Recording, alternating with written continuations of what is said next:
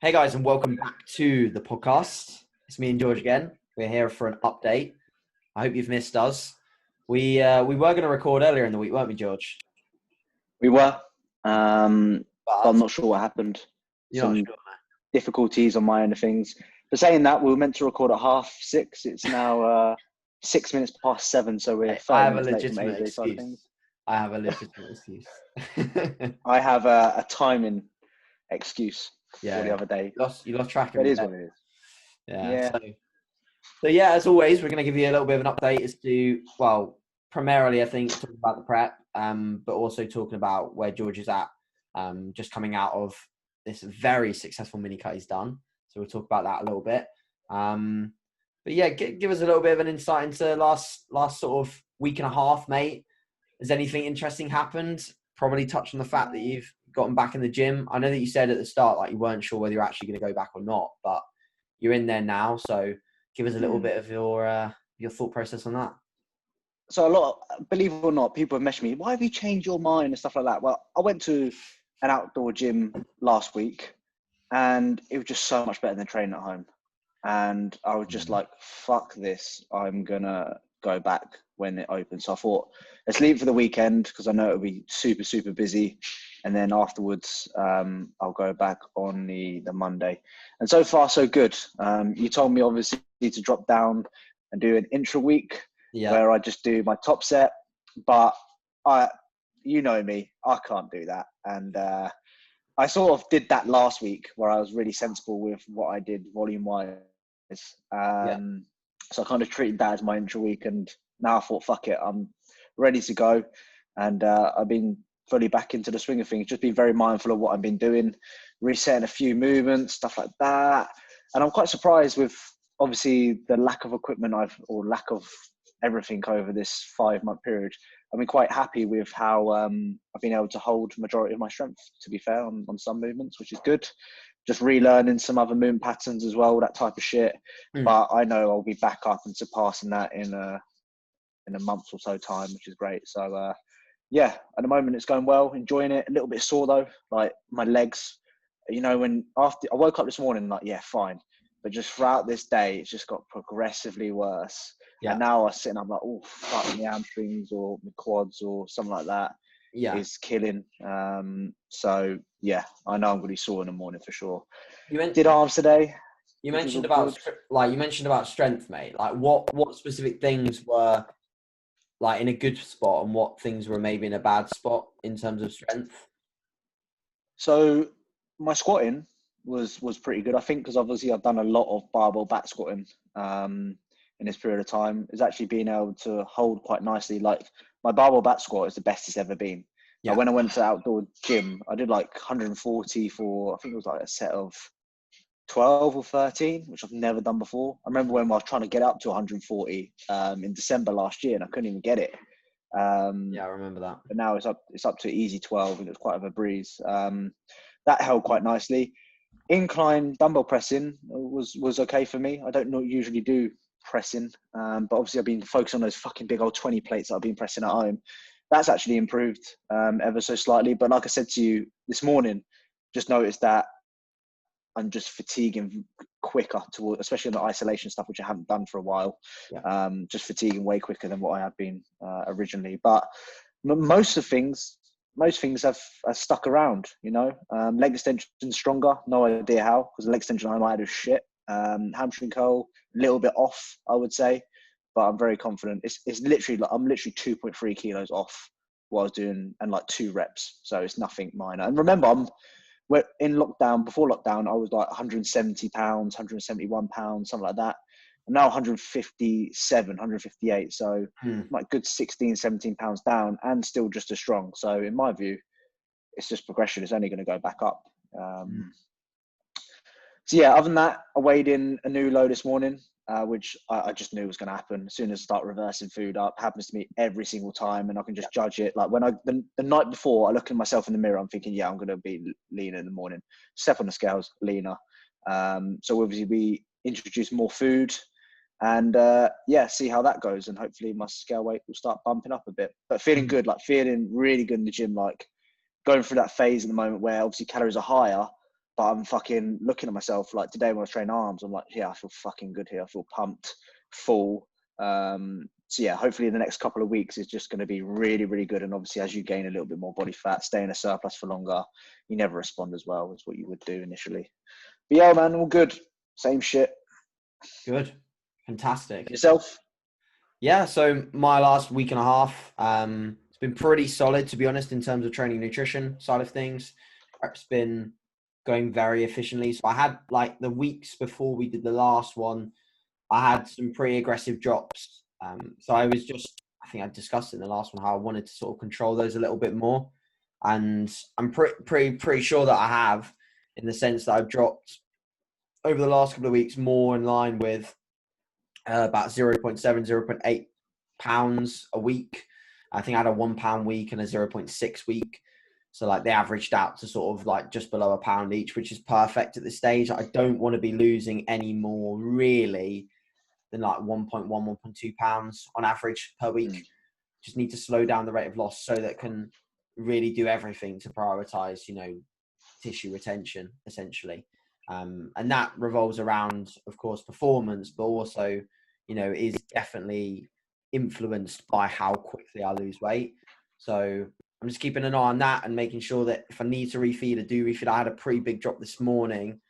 And also it came to the end of our deload, which was quite recent. We only did that 4 or 5 days ago. And we decided, me and Cuba, to run lower volume instead of doing days off. So we did 4 sessions total, a reduced volume. So we went down to just one, like literally everything apart from side laterals and biceps and triceps. We went down to just one working set.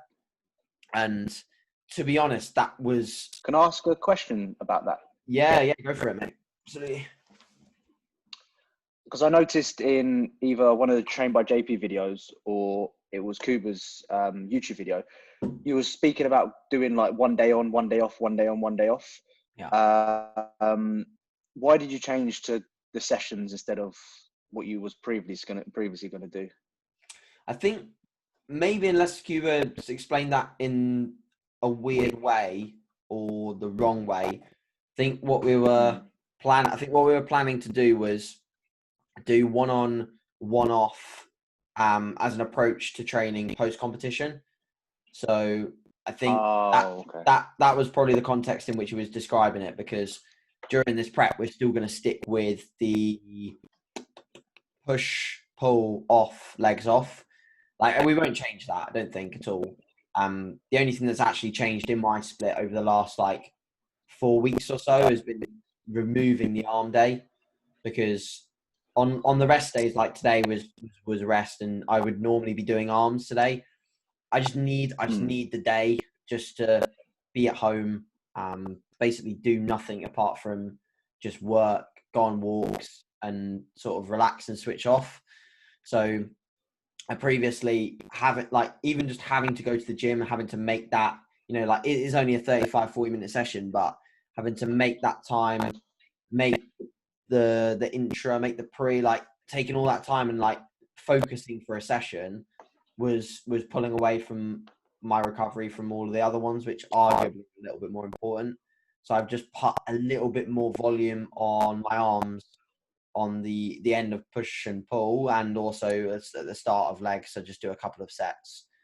So it's not as effective as the arm day. I think the arm day definitely has its place for sure. I think for example, when you were following your home split, and that just was a really nice setup for you to be able to just hop in, do an arm day. It wasn't too taxing or anything like that, and it definitely brought up your arms. I think it probably did something for my arms as well, to be honest, whilst I had it in, because I did have it in for a while. It wasn't a really short period. So yeah, that's the main thing that's changed there. But yeah, like I said, going back to the deload, we decided to do the lower volume because we knew that if we took the days off, the straight 4 days, we would spend at least 3 to 4 sessions, maybe more, just trying to regain that momentum. Because do you know what it's like when you take the 4 days off, the first rotations are a bit slow. Do you agree with that? Yeah, I always see anecdotally with clients that the first kind of rotations are getting back in the swing of things. Kind of, you almost sort of detrain yourself to a certain degree during a deload, and then that second week after that deload, I just see performance just go up, just up. Yeah, I experienced that myself. Yeah, 100%. Yeah, so I think that's what we wanted to avoid, and also we wanted to avoid getting that really flat deload look across the physique. So like even me this week, I've definitely I look softer across my upper body. Well, actually, to be honest, my lower body as well, because I find that the inflammation from training actually improves my look. Like I look better as a result of being a bit inflamed and a bit sore. Not like super sore, but just enough to create that little bit of like surface level inflammation. Especially at this point where I'm not like all the way lean, but lean enough to see bits. I definitely benefit from that sort of inflammation and the harder training, the higher volume training.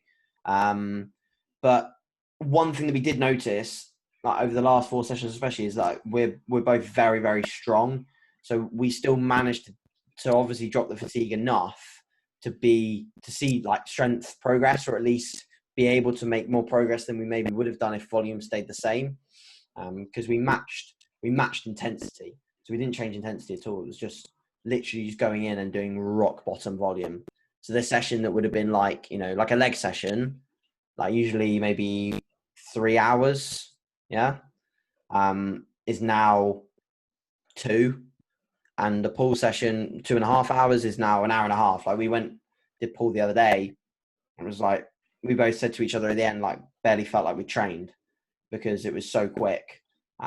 So that approach, I think, will be good to do probably once more, maybe twice before I compete. So I'm 11 weeks out this weekend. So if we do another one in like 4 or 5 weeks, and then another one maybe 4 or 5 weeks after that, the only thing I don't want to go into a peak week doing one of these things, because I think actually I'll look worse at the end of the peak week with doing the lower volume week. I think actually, well, Cuba agrees. We both just literally roll in with the same setup. Just the only thing we'll do at the back end of the week is just make sure that leg training's quite far away from getting on stage, and then that's it. Like that's literally the only change we'll make. But of course, maybe we'll change opinions on that, and we'll follow some of Jordan's guidance when we get a little bit closer. But I think for now, that's definitely what's running through our heads. So yeah, a bit of an interesting sort of last 4 or 5 days with training. We are back in normality in terms of volume. Tomorrow with legs, going up to Durham for that. So we have 2 sessions at the moment. They're in different gyms. We have one push day that's at a Normanton gym, which is about half an hour away. And then we have a session at Durham, which is actually like an hour and a half away from here. So it's quite a trek. But I usually just travel up to Cuba's and get a lift with them, so I can do little bits in the car and things like that work-wise, so I don't get too behind. But it's worth it because the kit they've got at Durham, like they've got literally like all the old kit that Ant had in his old gym. So they've got all the Cybex leg extensions, leg curl, leg press. Like you've probably seen the Cybex session on the site, haven't you? So it's like, yeah, that's what we do on this session. So every 10 days we'll do that one. Nice. Yeah, looks good. Did look really good when I saw the video. I was quite jealous. Yeah. Do you miss the Cybex hack squat? Like, when's the last time you used the Cybex? Prep last year. Yeah, prep last year. I do miss it. Got very upset with that, didn't you? Yeah, it used to I actually cried a few times over that. Yeah. It used to make me. I've never been so anxious over a movement in my whole entire life. It used to give me. I think next time if I was to do that movement, I'd probably reverse band it. Yeah. Just for my preference, because I used to that sticking point of getting out of that hole. It just wasn't good, especially when I was on prep. I don't know about now; it might be a different story. But when I was on prep, I wish I reverse band that fucker because it was just a nightmare, and I was just getting progressively weaker. It was 3.5 plates down to 3 plates, then down to 2.5, and yeah, it just pissed me right off. That did. Yeah, I think we have the Atlantis back squat in another day, and we reverse band that, and it feels really, really good with the reverse band, to be honest, because it is that bottom position where when you're lean, like, you lose a lot of tightness. Even if you're wearing a belt or something, and you've got that protection, you've got something to brace against. Sometimes it's not enough, and you do sort of break down in that bottom position. So yeah, I think that's a smart idea for sure, and something maybe we'll do towards the end. I know Cuba's got like this big goal of, I think, getting like a 6 or 7 plate Cybex hack. So crazy. If he can tick that off without really fucking up his knee, then that would be great. But his knees are not good at the moment, which is a bit shit. I got a question. Obviously, you mentioned that your training sessions are like usually on a pull day, which is like 2.5 hours. Leg days are 3 hours. Yeah. One thing I've made a big effort to do, especially since I've gone back to the gym, especially at home. I started when I was at home because I found I was spending a leg day like 3 hours minimum, and mostly at home I was just fucking setting up the dumbbells, setting up everything. It was a nightmare. Now you're on prep, obviously deep into prep. How are you getting on with those 3 hour sessions? Is it a case of, like, for me, when I was in prep, I would drop off so much after like 2 hours, and something which I'm trying to do now, especially in this mini cut phase and just coming out of it, is just trying to keep my sessions a lot shorter than 3 hours, because I get past that 2 hour mark now. I'm just sometimes going through the motions. I can just see myself, okay, I'm dropping off here massively. Yeah. So with yourself, how are you getting on with these 2.5 hour session, 3 hour sessions? Is it still fine, or is it something that you're looking to change potentially as you get close to the show, or you're not really think about it too much? For me at the moment, like, considering how low my expenditure is, like cardio wise, I see the training session as like my main sort of calorically burning event of the day. So as much I don't want to take away from my ability to perform across the session, and I want it to be consistent. I want to be coming out of the session feeling like I'm not just wasted time doing more sets. Like, I want every set to be effective, and to be only doing effective volume that I can recover from, rather than just jump. So at the moment, I feel like me and Cuba can recover from these sessions. Don't get me wrong, they're very, very hard. They're very difficult. And you do come out of them feeling tired, and you will feel tired on rest days. But I know that I can go in a day after or the next day or whatever, and I know I can progress, or at least maintain. I knew I could progress like the start of prep, but right now it's pretty much maintaining. And at the moment, that starts to not happen, and I can't progress anymore, or I can't retain, and I'm really and I know that that's because I'm doing too much. And usually you'll have a feeling as to when you're just doing too much, because you'll come in and you'll just know, like, the weights just feel off, they feel heavier, and you feel like you're not getting as good contractions, and just overall, like, the session is poor as a result of your poor readiness. So I think that makes the most sense, is just if someone's struggling with their length of their sessions, is really sort of take a step back and think, is this actually, is the length of this session providing value, or is the length of this session actually just causing a detriment? Is it taken away from like my ability to move forwards in an off season, or my ability to retain muscle during dieting? But I'd train for 4 hours if I could, if I had the capacity to be able to train for 4 hours. And I think another thing that people maybe don't take into perspective is the fact that the length of the session is not as a result of the amount of work; it's as a result of the quality of the work. So the quality of the work is dictated by how long we rest and how long we prepare for each set.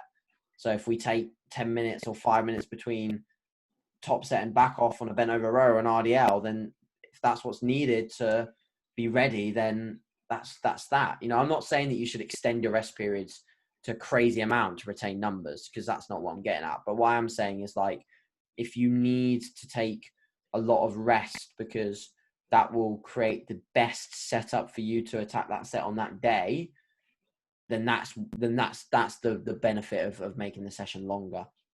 It's not because you felt like it's a hard one to say, because you obviously, you could rest for longer and as a result of that, progress or retain or whatever. And that might take away from workout density. And workout density, you've got to actually think, how important is workout density? So the amount of total work that you perform within a given time frame. Like, how important is that? What real benefit does cramming your session give you? What benefit does finishing it 20 minutes shorter give you? Doesn't really give you any benefit, to be honest. Doesn't really give you anything. However, retaining performance definitely does give you benefits. So I would argue always that more rest and more time in the gym for better quality work is always the best option. So yeah, that's what I think. I'd agree with that. I think with my compounds and stuff, like, for example, if I'm doing like a stiff leg deadlift or even like the Smith squat yesterday, it took me like at least 20 to 25 minutes to actually get to my top set on that particular movement. And I feel sorry for people that have like these booking slots at the moment, going back to the gyms. Like, if you're training for an hour, for me, that's a warm up and literally one exercise. That would be it for me. That just absolutely ruined me. I think there has to be a balance between the two, though. Like, I find if I really take my time, especially towards the latter stage of the session where I'm doing isolation stuff, I think intensity I want my intensity to be a little bit higher. Whereas my compound work, I'm a little bit, okay, if I take 5 minutes or even take longer than that between each set, I go when I'm ready, but I like to keep the intensity high on my isolation stuff. And sometimes I've been at a point where I'm just kind of find an excuse to extend my session longer than what it should be, if that makes sense. So I'm thinking, you know what, I'll just kind of, when I'm doing like a pec fly, I'll just wait an extra couple of minutes, or I'll go to the toilet but take a really slow walk or something like that. I found myself doing that in the past, whereas now what I'm just doing, and then from what's happened from there is I've just kind of gone, I just go through the motions. I've lost that pump. I've lost kind of, for me, it gets to a point of where, okay, this session's pretty much done. Where what I'm trying to do now is just trying to say, look, if my left session lasts, like my push session the other day was 90 minutes. I can't remember last time I've done a push session in 90 minutes. It's always been long. That's quick. Jesus. For me, that was quick. And I want to keep it like that. And I felt way better. My session was way more productive. I finished. I had a pump. I felt good. I felt like, okay, that was done and dust. Whereas when I extend it to 2 hours plus, that's extra half an hour. That extra half an hour, I'm just literally, okay, I haven't got no pump here. I'm just going through the motions. And like tomorrow I've got pull. I'm not doing any hip hinges or anything like that. I want to try and ideally get that done in 90 minutes and kind of get out of there. I don't have no reason to be in there for any longer. So, it's going to be interesting to see just how because I've been very guilty of spending too long in the gym. So I kind of want to get my head down, train, not just more efficiently, because I think I could be more efficient with my time instead of me being out for like last time my meal before was like 5 hours, 5-6 hours. That's what I used to do. I used to do a Jack Thorburn where it's like 6 hours between my meals, between my pre and my post. And I don't want to be doing that, So that's something that I'm going to work on this time round, going into the gyms. But in terms of like your food, has it changed the past couple of weeks, or has it stayed pretty static? Or what did you do throughout your deload? Did you drop to like a perceived maintenance, or did you increase to perceived maintenance, or did you just run rest day nutrition, or how did you approach that, or train day nutrition as usual? Yeah, it's funny you mentioned that, because I didn't really think about it. I didn't really, because obviously we were still training. Obviously the calorie burn is going to be lower through the sessions, but I thought if I could keep my calories the same and still lose, then I may as well just do that. And ultimately, like, the deload is meant to be a time of, recovering and bringing down fatigue. So, and food's going to be really helpful with that. So I didn't drop my food, but likewise, I didn't increase it either. I just kept it the same. So training days are still 325 carb, 50 fat, 230 protein. Rest days are 275 carb, 50 fat, 210 protein. So, and mate, if I'm honest, I was saying to actually Jack Richardson in his check-in earlier today, because he always used to use the phrase like too fucking easy or whatever. I genuinely, mate, I feel like it is a breeze at the moment. And I don't know whether that's because I'm distracted by other stuff and that's pulling my focus away, and I've not got as much focus on maybe me being hungry, because there is a lot going on at the moment, and I have got other things that I'm focusing on, or at least my attention is dragged towards. So I think this has probably been a prep where, like, I've not been allowed to focus really on how I feel about hunger, because I've just not had a conscience for that. So yeah, I think it has been definitely a benefit in some ways, because I've just not felt any sort of difficulty towards the prep, like, whatsoever. Like, so from a pure prep perspective, like, it's been an absolute breeze.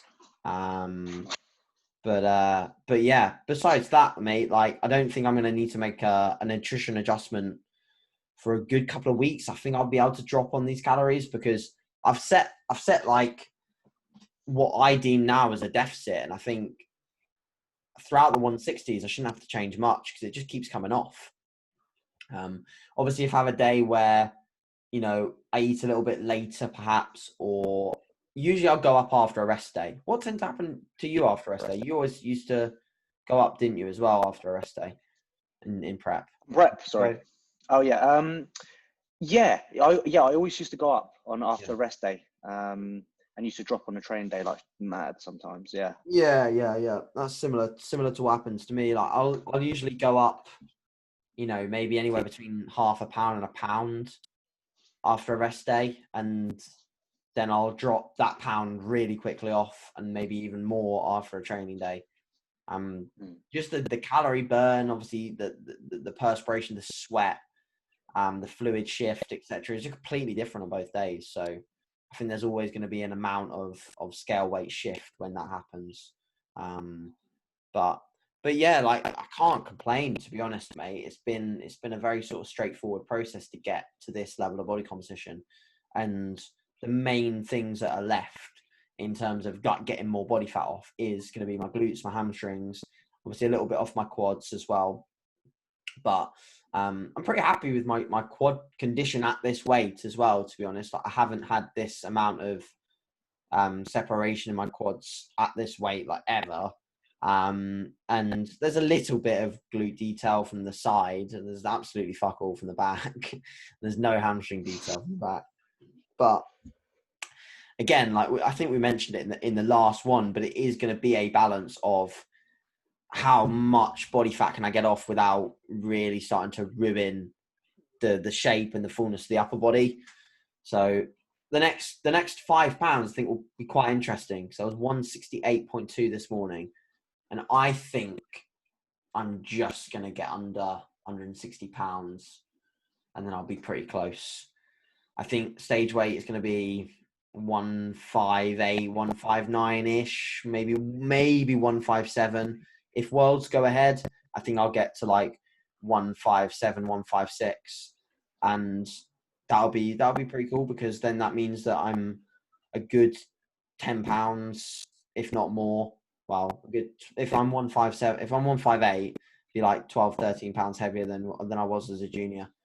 So that'll be good, because then that will just prove that what I did in the 2 years worked. And it's nice that, you know, it's hard in the off season sometimes to try and quantify your progress. And mate, honestly, I look back at some of the fucking photos, mate.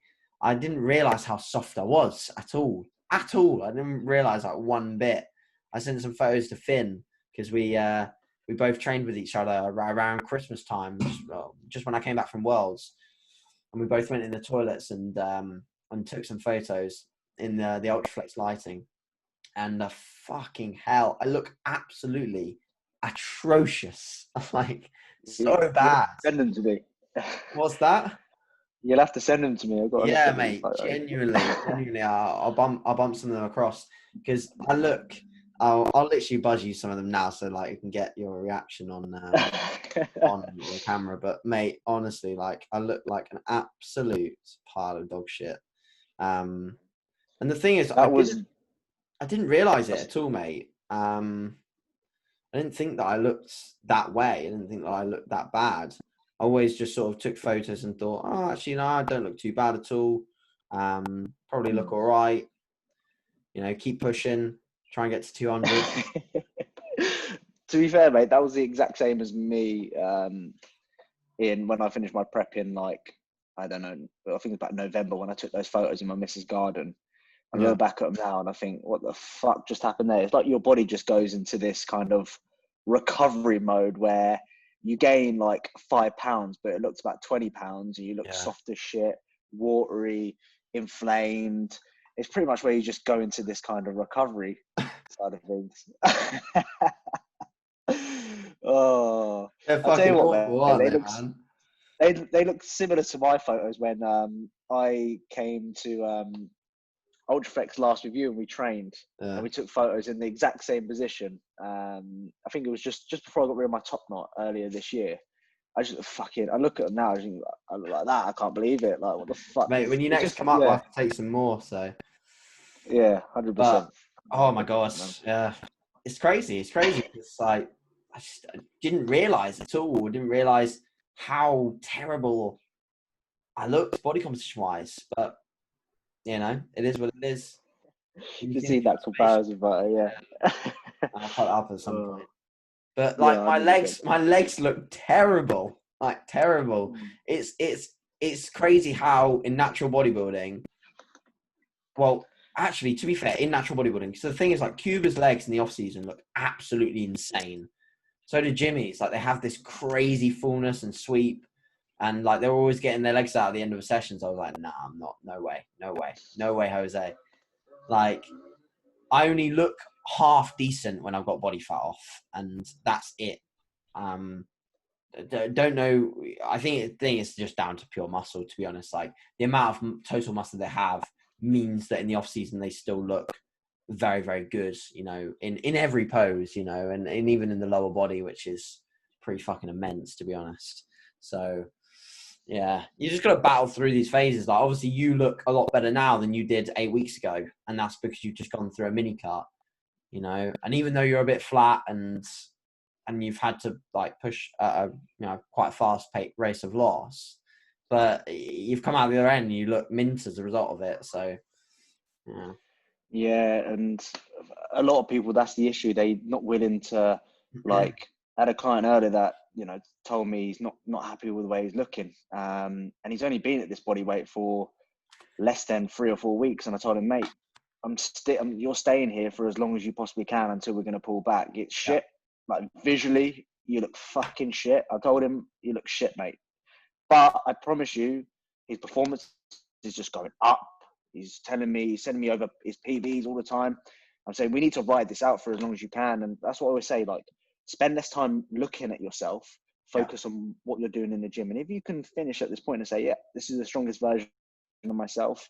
I've never done any of these weights before. That, especially if you know how to get lean, which of course we both do, that should outweigh more than what you're looking like. Like when I push my body weight up, I look fucking dreadful. Like before my 2019 prep, you told me like I don't even lift. I look awful. I've got pot belly on me. I don't have any detail at all. No veins in my arm, no veins in my legs. But once you bring it off, you'll be quite surprised with, you do have muscle. Everyone has muscle. It's just something that you have to kind of battle with. I'm like that. I look fucking terrible when I push up. Like next time I push up, I know. Like now I look all right, but give it, another 6 months where I've been gaining and I've added another, 20 pounds to my physique. I'll just look fucking dreadful. yeah, I'll just look dreadful. Dreadful. Something Just to dreadful. look forward to be honest, mate. Something to look forward to. Looking dreadful. To be fair, on my side of things, I'm excited to, because my highest ever weight that I've been was at university when I think I was 183 pounds. Yeah. I haven't reached that since my uni days, which was probably about nearly 3 years ago now. So one thing I'm going to really try and do this next push up is I want to go beyond that 174 pound mark in heavier, probably same condition, but just heavier. And I, same as you, always think that you have to, get to new body weights, especially for yourself. You pushed up what? What's your highest? 195, 196, something like that. 196. Yeah. So, you have to push the boundaries. Yeah, 40 pounds. 40 pounds. Yeah, I think 100%. And that, you can't do that in your first push-up like myself. I know, I told myself I want to get to 180 pounds in the same condition. I didn't get there, but I know probably next time round, or probably the next time round after that, I'll be kind of a similar process to you is what I'm kind of looking at. We're pretty much similar stage weight. And eventually I want to be in the 190s. Yeah, I'll look like shit, but what I'm doing in the gym is going to definitely outweigh that more than what I look, in my opinion. So, I'm not bothered about that. Your logbook will basically tell you how much muscle you're going to come down with, in a way. Of course, there's some people that are like, sort of, they stand out because they're people that are really strong but are not that big. But that's very rare. A lot of people like that don't do bodybuilding focus training. They're more like powerlifters and things like that end up looking that way. But yeah, it is a harder process. I've literally just had a client who was training at home, and at home he was really, really struggling with his appetite, really struggling with his motivation. Like, still getting it done, don't get me wrong, but really struggling with everything, and at his peak body weight as well. And I said to him, look, like, just give it a little bit longer until you get back into the gym, because you've made some really, really good progress during lockdown, even despite, having to train at home and, suboptimal circumstances. Just give it a little bit of time. So he gave it a little bit of time, and then he went back into the gym. And then the first check-in that he had when he come back from a couple of the first sessions was, everyone's told me I look huge. Everyone's told me I've everyone's asking me what pump formula I'm using. I'm like, good. Good. I'm like, good. He was just kind of quite ecstatic about it, which is really nice to hear, because he's always been a smaller dude, like a smaller guy, and for him to walk into the gym, and it is like a bodybuilding gym that he trains at, so it's not just like a commercial one, it's a bodybuilding gym, and for him to walk in there and like have people like good comments his way, because they're all supportive in their of progress, and it's just really nice to hear. So then he came and checked in. He was like, no, I'm happy to stay here or push you harder if you want me to. And it just goes to show that, like, as much as some people doesn't think that it makes a difference, it does make a difference to have a really good supportive environment, because they will lift you up when you're a bit down. They will push you harder when you need to be pushed, etc. And that's something that I think a lot of people do lack in some gyms. I mean, I know even in your gym that is a little bit more commercially, like, you still have people in there that know who you are and support what you do. And, they're not just, it's not just a gym where you go and you're like another one of the 900 members in there, which I think does make a really good difference. So, 100%. 100%. I can't tell you the amount of times I've gone to bed, got a mirror, obviously, in my bedroom. I stand there bollock naked, just relax.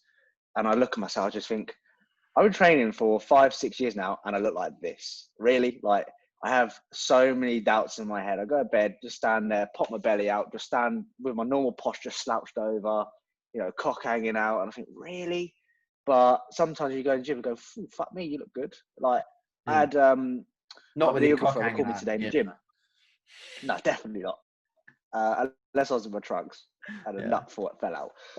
But I had my videographer today, Matt, he might listen to this. And he just gave me a compliment about my, how my triceps look, my arms look huge, like big. And for me today, I wore a t-shirt in the gym.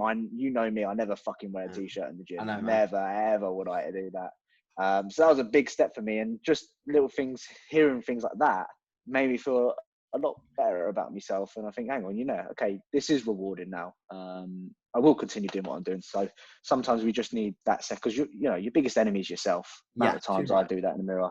I look at myself and think, fucking hell, look shit. But then sometimes you tell me, actually, George, you look quite good. And I think, oh, okay, cool. If he thinks I'm good, then that's all right sometimes. So yeah, I agree with that aspect of things.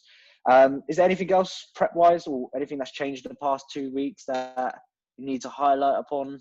Really? Training still the same, nutrition, cardio, steps, I should say, not cardio. Yeah. That's been one of your biggest game changers, is the definitely just implementing the steps, no cardio. You think you'll run with that still? You think you'll run with that for the next 11 weeks? You think you'll keep running with that for the next 11 weeks, just steps? When I need cardio, I'll put some in if I need it. But I don't think that I will require it, to be honest, man. I think that I can get pretty much all the way without needing to touch it. And if I can, then that would be fantastic, because that will just mean that my training can be really, really good, because I know the effect that having like Stairmaster in and stuff like that can have on my legs and my leg training performance, etc. So I'll be pretty keen to try and keep it out for as long as possible. Yeah, and just like, I guess in terms of like the prep side of things, like I'm all for sort of being very clear and having clarity with people online in general, in terms of just giving like a bit of like an accurate representation as to sort of like, what's going on and things like that. So like this prep definitely hasn't been like super, super smooth. There's been a lot of things going on that have been things that could have held a lot of people back from wanting to compete or wanting to continue with the diet. So, and like not all of those things we go into detail on podcasts about. So just like, just to make listeners aware that like my life is not perfect. No one's life is perfect. There's lots of things that do interrupt and that do cause issues and cause sort of bumps in the road. But it's your choice as to how you come across those obstacles, whether you push forwards or whether you let it sort of beat you up and put you off your own goals. So my goals are very important to me. So I'm just going to keep ticking away towards what I want to achieve. And that's the main thing that I can do. That's the main thing that I can focus on. And especially through sort of harder and more difficult periods in life, like bodybuilding for me, and my business, definitely my business as well, is definitely what helps me out a lot. So yeah, I just thought I'd mention that a little bit, just because it's nice to give a little bit of clarity. Like life isn't always just a straight line of good stuff. 100%. And a lot of people look up to you, and a lot of people think it's sunflowers, rainbows, and pretty sights. When in reality, everyone has their downs, regardless of where they are in life and shit like that. So yeah, man, I agree. Do you think the shows this year will be busy, or would you reckon it'll be quite quiet? Have you had a little bit of thought about that? Competitors wise, is that the thing? Yeah. Yeah. I don't really know, to be honest. I see so many people pull out, so I think that there's definitely going to be less numbers than there usually would be. That's for sure. Like, there's no doubt about that. But in terms of how many numbers we lose, I don't know. I don't know, man. I think we could still have a decent sort of standard of competitor at the finals, based on the fact that most of the people that are going to be high up anyway would do anything to achieve their goals, or do a lot of things to achieve their goals, and sort of, put their foot indoors and things like that to try and get normal training environments and kit at home or whatever. Some people that are elite or are chasing down big goals and would have already had kit at home. So I don't know, mate. I'm not too bothered as long as I've got like some people to compete against. I definitely don't want to be like in a class of 3 or 2 or whatever. Like, that would be a bit upsetting. But again, mate, what am I displaying? I'm displaying my physique, and that's what I've been working for. So whether that is against 2 or 3 or 4, whatever, like, it doesn't really matter. The main thing that matters to me is that I present like my best package on stage. Like that is the main thing. That is always going to be the goal. So, yeah, I think the way that the pro card system always works, no one will ever get a pro card in the UK unless they have earned it, like unless they are of the standard. So I won't get awarded a pro card unless I am of the standard. So I've got no concerns as to being awarded a pro card if I'm not ready. So I'll only get it if I actually deserve it. So that's fine by me. And like I've said before, you know, if I need to wait like another, you know, 4 or 5 years to get the pro card, I don't mind. I'll wait as long as needed, and I'll do whatever's needed in terms of growth or moving forwards, whatever, like to get to where I need to be. So it's just a matter of time and patience, really. So yeah. I'll be disappointed if they don't let crowds. I know when you're on stage, like you don't even see the fucking crowd anyway, so it makes no difference. But Yeah. I'll be disappointed if, you know, you can't go and watch. Because I don't get me wrong, I was on stage and I was in my own element. I was doing it for myself, but it's quite nice to have a bit of an audience there as well, isn't it? Like people cheering your name, and when you're doing your posing routine, you know, a bit of adrenaline and just feels good. So I'll be disappointed. I'm sure they will. I don't know. I don't know where things are going right now. I ain't got a clue. But yeah, I'll be disappointed if there was no crowd there for sure. Yeah, I think there will. That bother you at all? Be, by that point, I think there will be crowds because I think. Does it bother you at all? What's that, mate? Does it bother you at all? No, yeah, definitely not. Don't get me wrong. Like, I'd love for certain people to be there, but again, if they're not, then it's. So I'm doing it just because I do it for me. You know, I don't do it to sort of impress anyone else or to. I just don't do it for anyone else but myself, really, mate. So no one else needs to see it, really. Like it's not essential for other people to see it. But I'd be lying if I said it would be. I definitely prefer it just like having an audience, because for me, you know, that's just a nice thing. You know, it's not a required thing, but it's a nice thing. It's definitely something I would like. So yeah, it's a difficult one, really, mate. But I hope by then we can definitely have, you know, good audience numbers, even if it is social distance or whatever, or everyone has to wear a mask. But I hope by October, like the masks are off and social distancing is down. I don't know. I'm a bit bored of the coronavirus shit, as you can tell. So, should we get into some questions? I remember someone asking me We're a almost question. at an hour anyway, but if you got any good ones, fire away. Yeah, I remember someone asking me a question about a bloody teaspoon. Have you started using a teaspoon, by the way? Yes, yeah, I have. Just out of interest, with the cream of rice. Mate, to be honest, I am definitely feeling a little hungry, like a little hungry. So, yeah. Okay.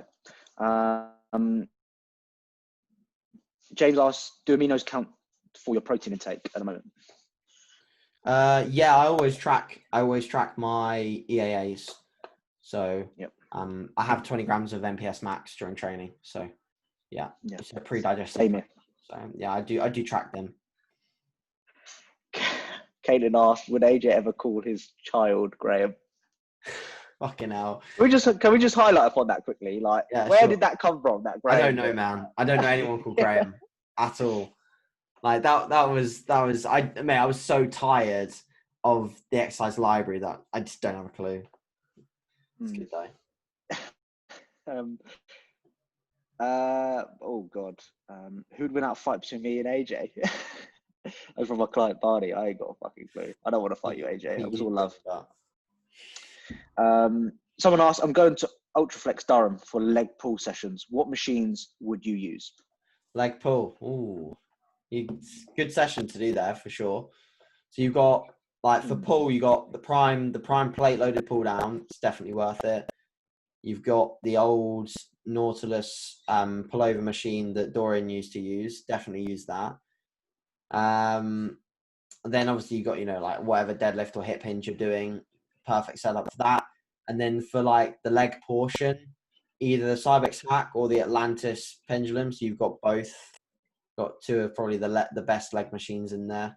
And if you're doing a leg press, use the Cybex leg press. And then any other like leg isolations, use the Cybex or the Prime stuff. don't use the new Nautilus stuff. Don't look at it and think, "Oh my god, Nautilus," because it's not Nautilus. It's like the Star Trek stuff. It's just Nautilus put their name on it, and yeah, it's terrible. So yeah, focus on the Cybex, focus on the Atlantis, the Prime. Those are the good pieces in that gym. So yeah, focus on those. What color trunks you gone for this year? I think I'm probably going to go with the red ones, to be honest. I like the red ones. Yeah, I'll see how they look with like a bit more color on me as I get a little bit darker. But either those or the only other ones I've got are like some purple ones. So they're not really my thing though. But I'll use them for like posing practice and stuff. How many pairs do you usually go for with a prep? I went for obviously 2 last year, 2 different colors. Are you gonna stick to just the one, or are you gonna?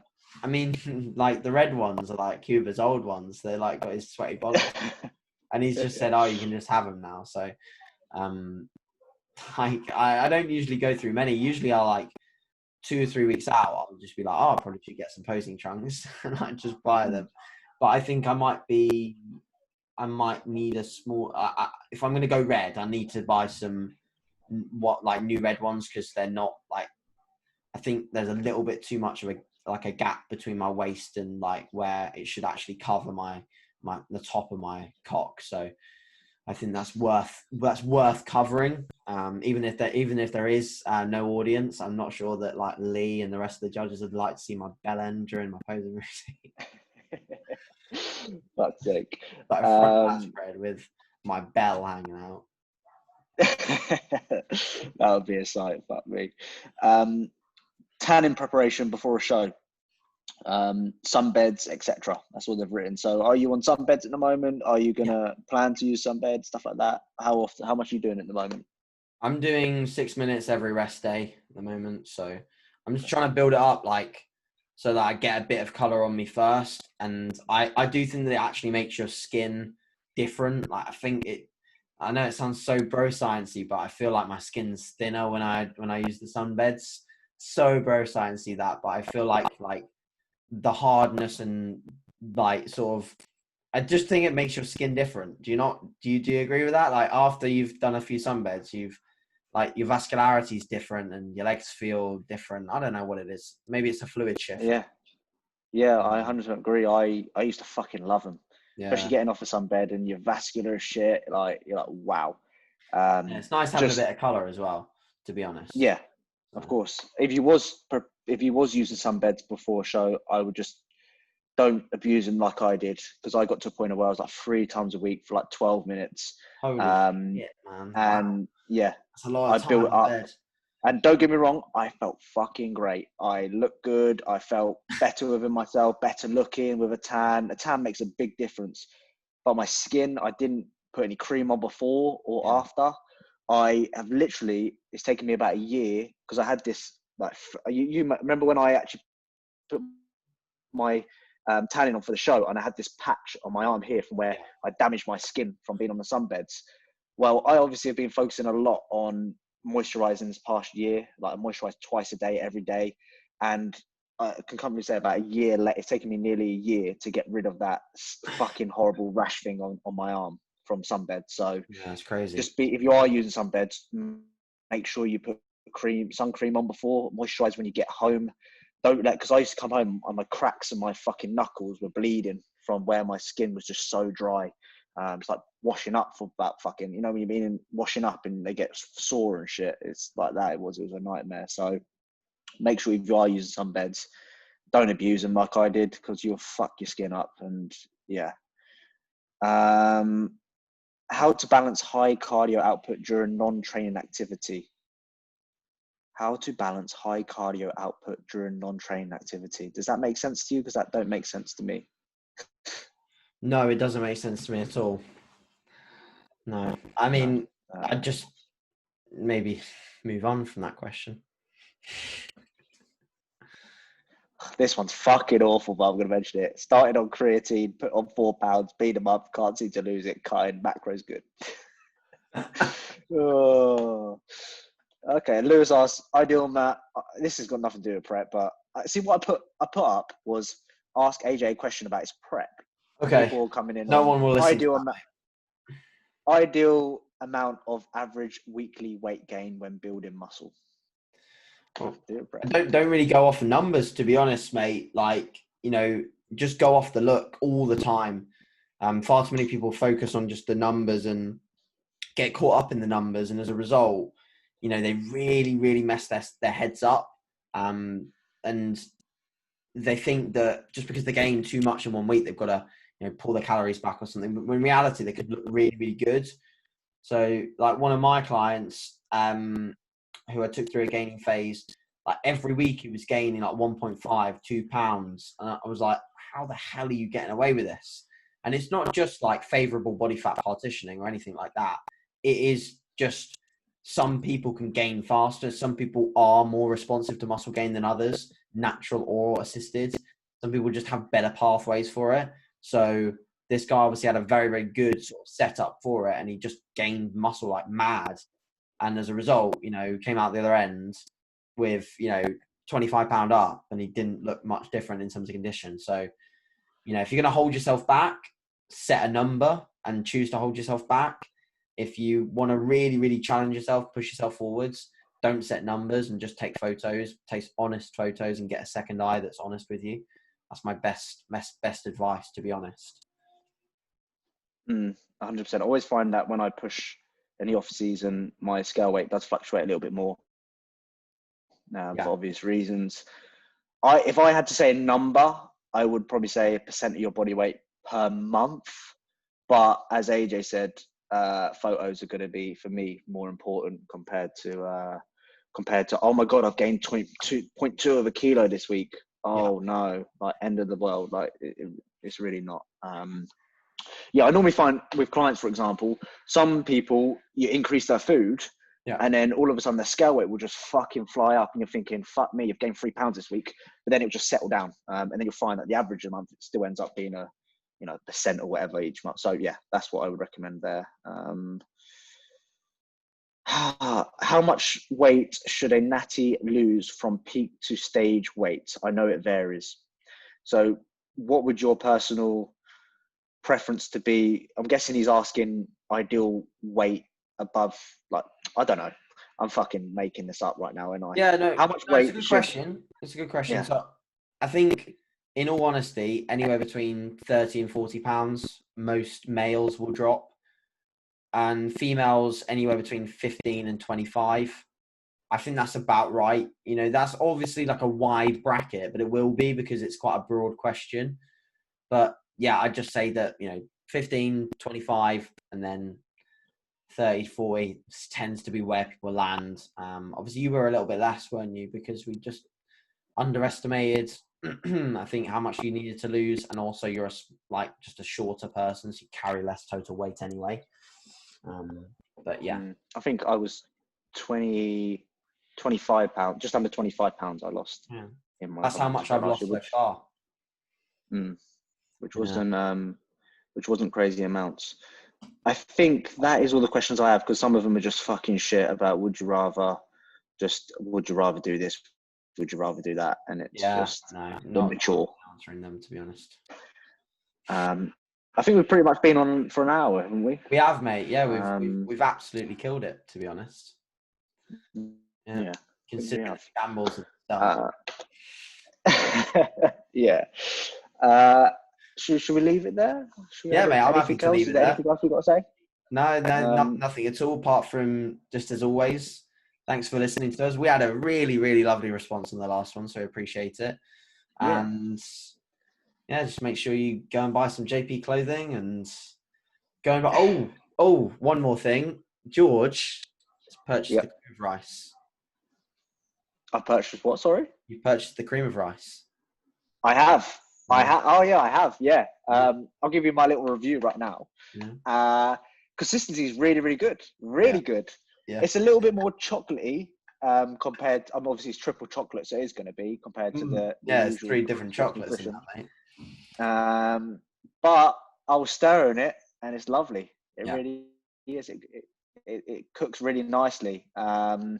And for me, like sometimes cream of rice, you can look away 15 seconds and you've completely fucked it. Amount of times I had to start it again because of that. But in my honest opinion, if I had to pick one or the other, I'd pick the JP one. And that's not me rimming JP, because I've used his EA's product, and I think it was strawberry kiwi, and it was fucking horrendous. Worst EAs are probably, well, one of the worst anyway. But his cream of rice is very, very good. 100% recommend. Yeah, and by now, guys, you're going to be looking at a screen for a while. So just to reduce the eye glare, head over to Raw Optics and purchase yourself some daylight blockers. Use code AJ Morris for 10% off. Or if you don't want to do that, go on to Amazon, and I got mine for £30, and they did the exact same thing. I'm joking. Wee. Oh yeah. Whilst I'm here, Jim Pin. Jim Pin sent you a metal dildo. Yeah, and use my code.